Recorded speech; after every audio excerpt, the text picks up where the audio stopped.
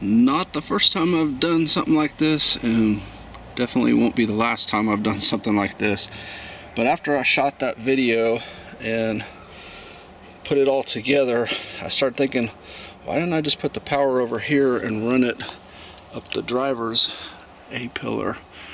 And so that's what I did. And the reason I started on the passenger side was I just kind of instinctively thought that would be the better side to do it on. And then after I got into it and had to run the power cable all the way across and everything, I thought that was dumb, especially with the camera mounted there on the driver's side anyway.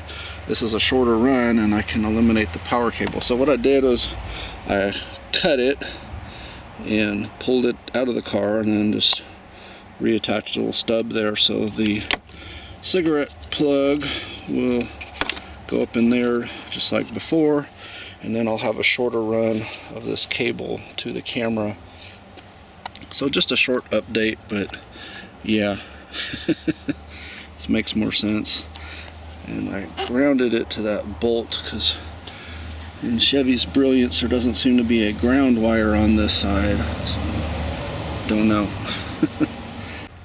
This is much cleaner now. I don't have the power wire running all the way across the bottom of the vehicle. It's just right there, and then we're just running up the driver A-pillar, and you see it's clean. You just have that little bit coming out, so the wife should complain less. And I give it a little bit of slack in case I ever need to unplug it or whatever, but most of the spare is wrapped up in there. And then I put all these panels back on. This one is just like the passenger side, except it has a 7mm bolt instead of the 210s that hold the handle on.